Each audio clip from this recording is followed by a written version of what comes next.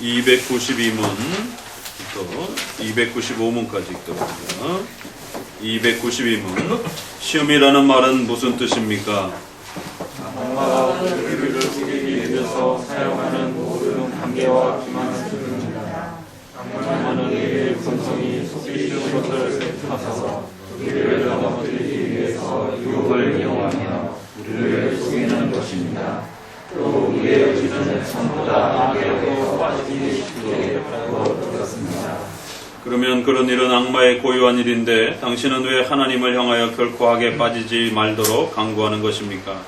하나님께서는 당신의 공명하심으로써 당신의 성도들을 보호해 주시고 악마가 그들을 유혹하지 못하도록 하시며 죄가 그들을 제압하지 못하게 하시기 때문입니다.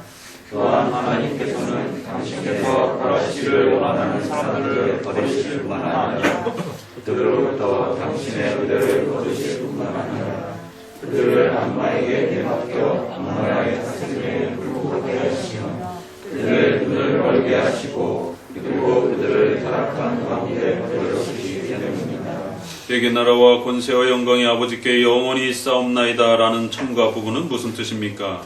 이 부분은 우리의 기도가 하나님과 그분의 능력 그리고 그분의 선하심 안에 근거되어 있는 것이 우리 안에 근거되어 있지 않다는 사실을 우리에게 다시 한번 알려주기 위한 것입니다.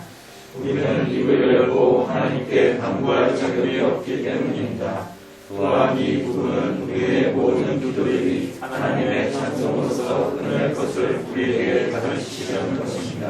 주기도문에 언급되어진 곳에 다른 것을 간구해서는 안 되는 것입니까?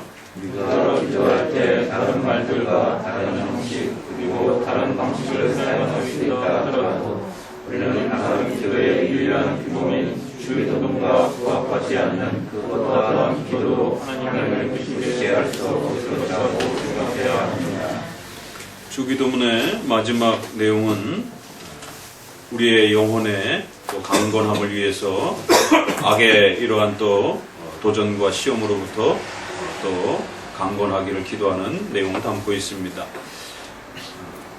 죄의 용서에 대한 부분이 5번째라면 6번째는 악한 자로부터 또 악한 그러한 권세들로부터 또 싸워가야 할 또 이러한 기도 제목이 얼마나 필요한 것인지를 소개합니다. 특별히 악한 자와 관련된 6번째에 있어서는 우리가 더욱 신중을 기하여야 되는 것은 악의 실체가 있다라는 것. 그래서 사탄과 또 많은 악한 영들, 귀신들, 그래서 이런 악의 실체가 눈에 보이진 않지만 분명히 존재한다라는 것. 그리고 또 우리 인간의 육체의 연약함 때문에 우리 스스로도 또 죄의 유혹을 느낀다라는 것. 이러한 악의 실체와 우리 인간의 연약함과 부족함 때문에 항상 죄의 문제가 발생할 수밖에 없다라는 것을 우리에게 거듭거듭 주의를 시킵니다. 그렇기 때문에 우리 안에 경건의 훈련이 필요하고 또 이러한 교회적인 질서를 통해서 부단히 신앙의 성장을 또 도모해가고 또 훈련해가는 것이 필요하다라고 말합니다.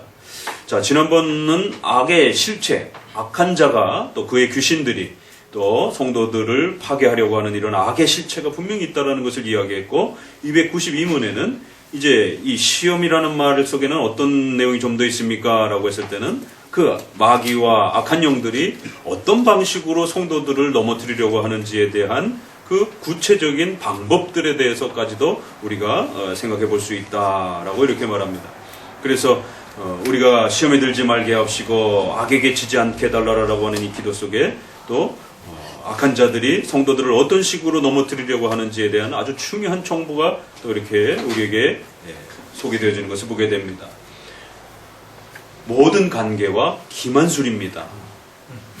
악한 자가 우리를 속이는 방식에 있어서는 1차적인 방식은 핍박 형태로 죽음으로 위협하는 그런 적극적인 방식이 될 수도 있고요. 또 이렇게 모든 관계와 기만술, 광명의 천사처럼 그렇게 다가와서 마치 우리를 도울 것처럼 그렇게 핍박하는 우회적인 회유적인 핍박도 있다는 사실을 명심하셔야 됩니다.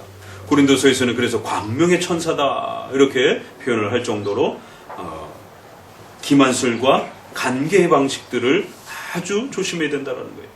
여기에 우리 본성의 연약함이 결합이 되게 되면 우리는 쉽게 또 넘어지기도 하고 또 이런 악한 자의 유혹에 빠지기도 한다는 것이.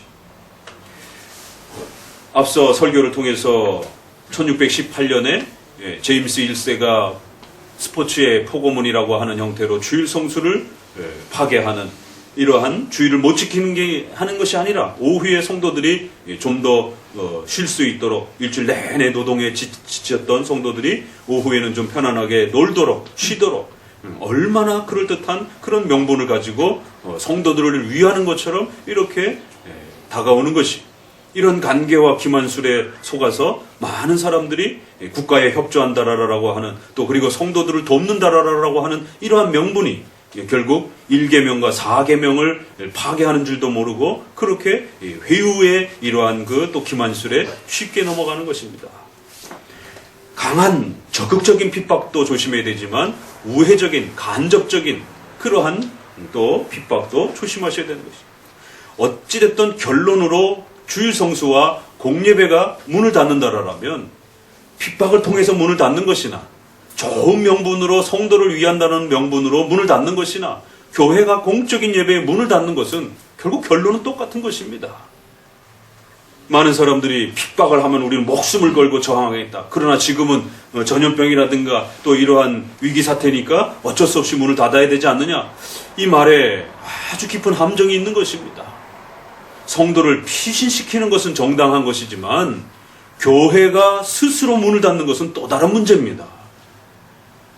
이것을 마치 4계명을 문을 닫아도 되는 것처럼 그러한 성도들의 건강과 또 성도들의 안녕을 핑계 삼아서 그렇게 또 주일 공예배를 위협하는 방식이 역사 속에, 또 우리가 성경의 구약의 역사 속에 수도 없이 많았다는 사실을 명심하셔야 됩니다. 그리고 나서 또 1640년을 중심으로 해서 그 아들인 찰스 2세가 또 오락의 포고문을 선포하면서 30년 뒤에 또다시 청교도들을 핍박하면서 주일날 오후에 성도들이 좀 쉬게 해줘라. 왜 하루 종일 성도들을 교회 붙잡고 있느냐. 성도들의 건강을 생각해야 되지 않느냐. 과거에는 노동사회였기 때문에 일주일 내내 농사짓고 얼마나 힘이 듭니까. 그런데 주일날도 그렇게 하루 종일 교회에서 예배드리고 성경 공부하고 얼마나 힘드냐. 성도들이 집에 가서 쉬도록 또 이렇게 육신의 건강을, 면역력을 키우기 위해서 바깥에 나가서 오후에는 좀 이렇게 스포츠도 하고 이렇게 놀도록 얼마나 그럴듯한 명분이고 성도들의 안녕과 건강과 병으로부터 성도들을 지켜야 된다라고 하는 이런 아주 그럴듯한 기만술. 거기엔 분명히 우리가 성도들의 건강을 늘 돌보고 책임져주고 살펴봐야 됩니다. 그러나 주의를 망가뜨리면서까지 성도들의 건강을 돌본다라고 하는 것은, 그것은 먼저 그의 나라와 그의 의를 구하라라고 하는 그 순서가 깨지는 것입니다. 그러면 오히려 병이 더 듭니다. 하나님의 뜻을 어기고 1계명을 파괴하고 4계명을 파괴하면서 6계명과 7계명을 지킨다? 절대로 그런 방식으로는 하나님이 돕지 않습니다. 나 외에는 다른 신을 내게 있게 하지 말라라고 하는 이런 강력한 절대성이 확보가 되지 않는다라면 5, 6, 7, 8, 9, 10 그 어떤 것도 확보되지 않는 것이에요.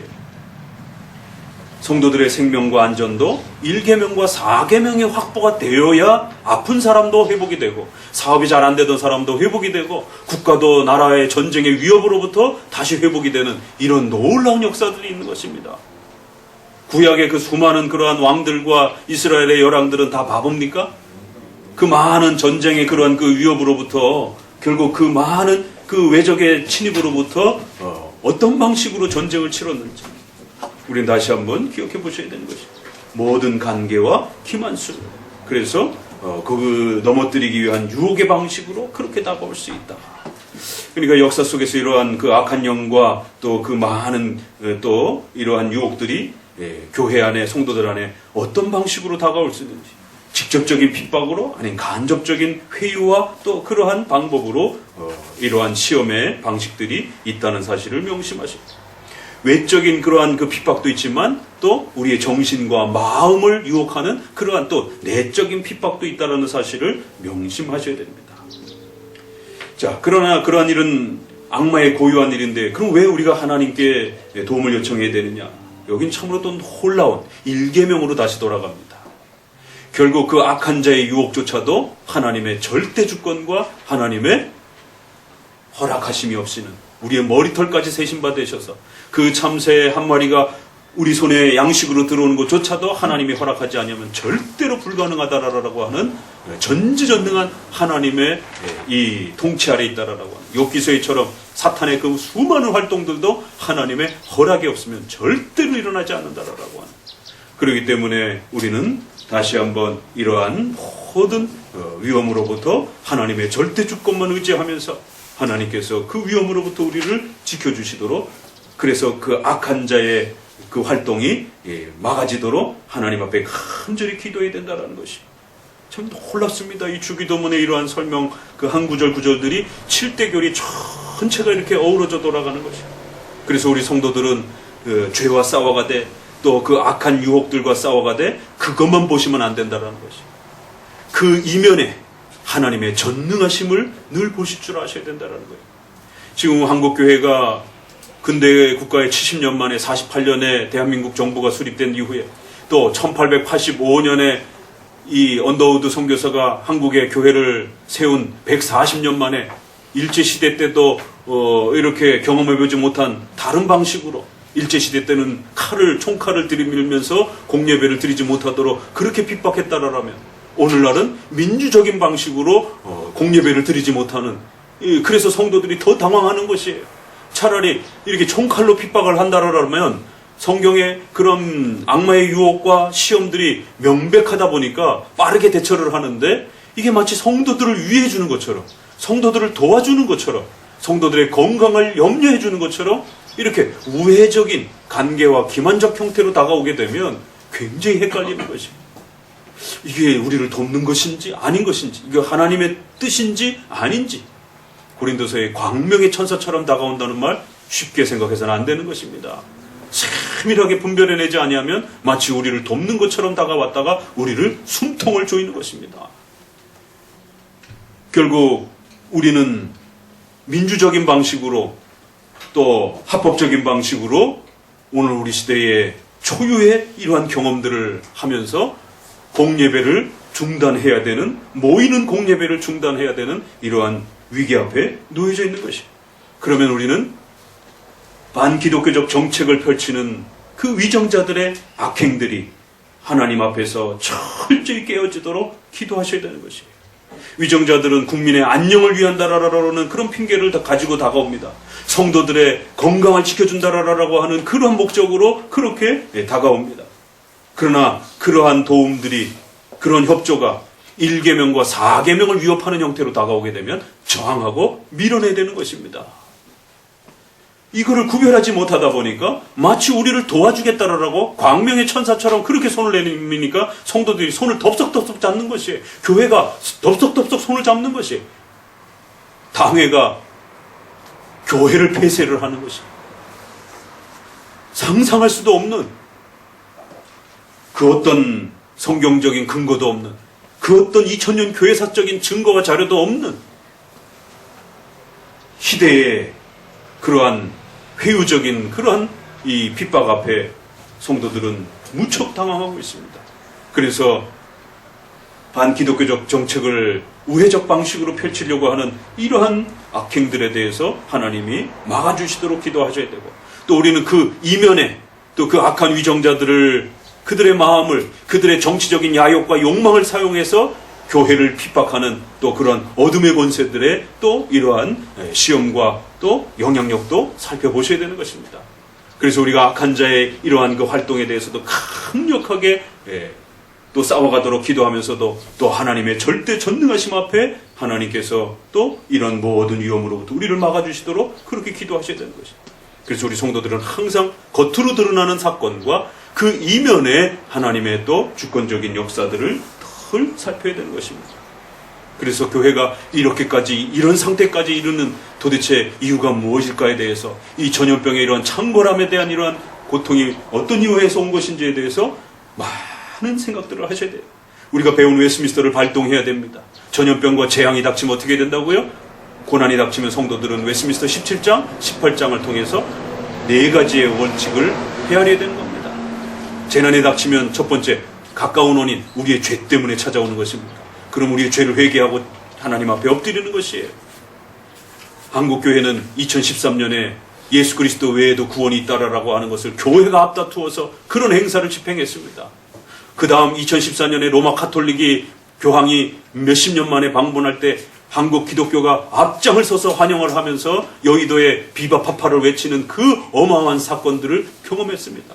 우리는 아직도 로마 카톨릭의 칭의관을 수용하지 않음에도 불구하고 로마 카톨릭의 교황을 적 그리스도라라고 그렇게 선언하고 있는 웨스트민스터 신앙 고백을 가지고 있음에도 불구하고 세상에 적 그리스도라라고 500년 동안 외쳤던 대상이 우리에게 다가왔는데 앞다투어서 환영을 하고 장로교가 칭의론 공동 성명서를 발표를 하고 하나님이 이 땅을 가만히 내버려 두시는 게 이상한 것입니다. 한국 교회가 어떠한 부패와 타락을 저질렀는지에 대해서 가까운 원인으로 살펴야 되는 거예요. 그리고 두 번째, 성화의 목적. 세 번째, 사탄의 공격. 네 번째, 이유를 알 수 없는 하나님의 기쁘신 주권적인 뜻 속에서 또 일어나는 것입니다. 이처럼 위기와 어려움이 닥칠 때는 우리가 배웠던 그 원칙론 안에서 잘 헤아려 보셔야 되는 것입니다. 그래서 가까운 원인도 살펴보시고 또 먼 또 궁극적인 하나님의 주권적인 전능하심도 살펴보셔야 되는 것입니다. 그래서 이러한 환난을 통해서 하나님은 성도들을 더욱 강하게 단련시키시고 또 한편으로는 당신께서 벌하시기 원하는 사람들을 버리신다라는 거예요. 이거 어떤 표현입니까? 예정론 표현인 것이에요. 야, 주기도문 안에도 이런 내용들이 담겨 있구나.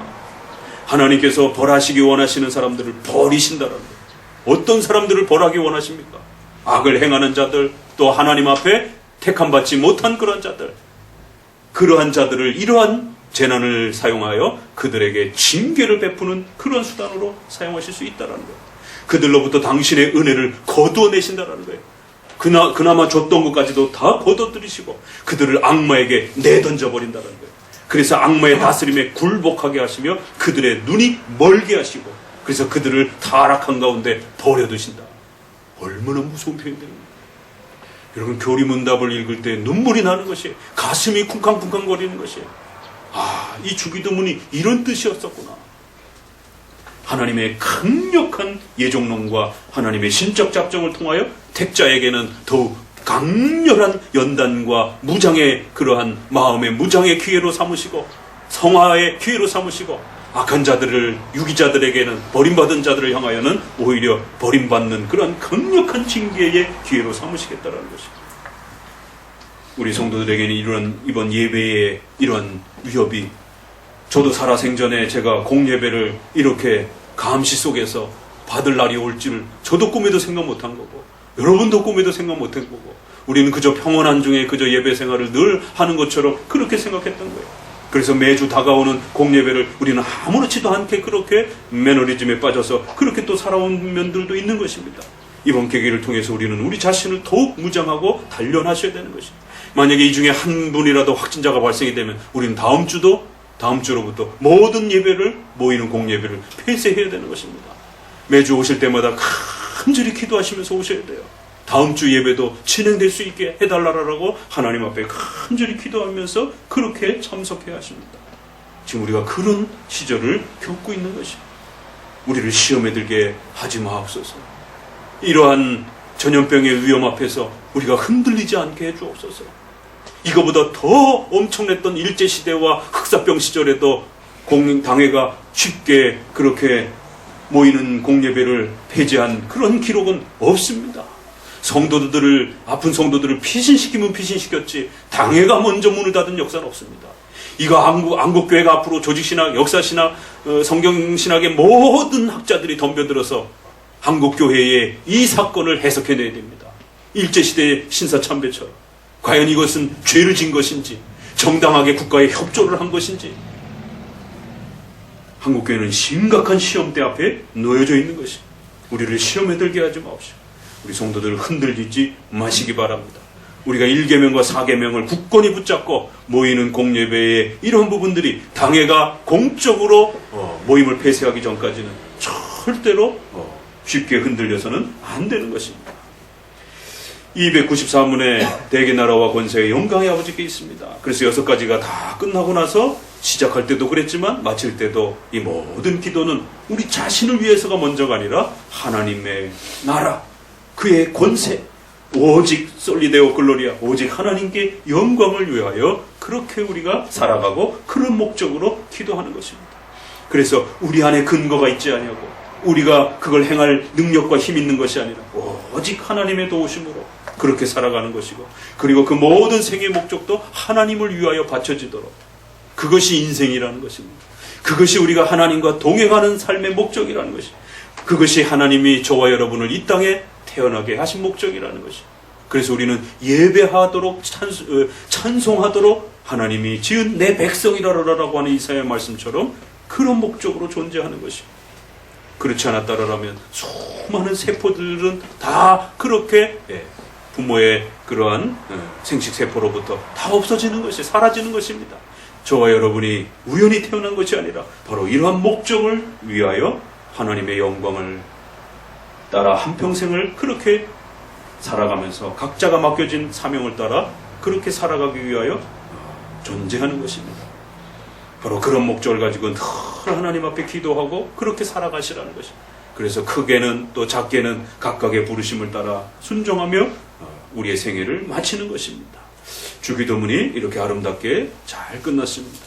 특별히 오늘 우리가 부닥치고 있는 현실과 관련해서 이 5번째, 6번째 기도 제목들은 우리에게 더욱 가슴에 절절히 와닿는, 이렇게 교리문답을 이러한 사태가 터져 보니까 정말 이 교리문답을 한 구절 한 구절 가정에서도 교회에서도 또 일터에서도 틈틈이 이러한 표현들을 잘 읽어내는 게 얼마나 소중한 것인지를 우리는 다시 한번 깨닫는 것이에요.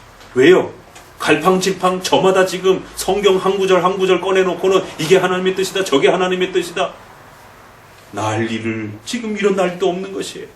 신학자들도 갈팡질팡하면서 그렇게 혼돈을 겪고 있는 것이에요. 누구의 해석이 맞는지 오리무중에 빠져있는 그런 시대의 성도들은 더 혼동에 빠져 있습니다. 그럴 때에 우리의 선조들의 교회의 공적인 해석의 이러한 표준들을 읽어내면서 아하, 시험이란 또 죄의 용서란 이런 뜻이구나 라고 하면서 그러한 부분들을 차곡차곡 세워가셔야 됩니다. 그래야 여러분 자신과 가정을 지켜내실 수 있는 것이에요. 이러한 또 주기도문의 원리들을 충분히 또 마음에 새기시길 주의 말씀으로 권면을 드립니다. 기도합니다. 하나님, 감사와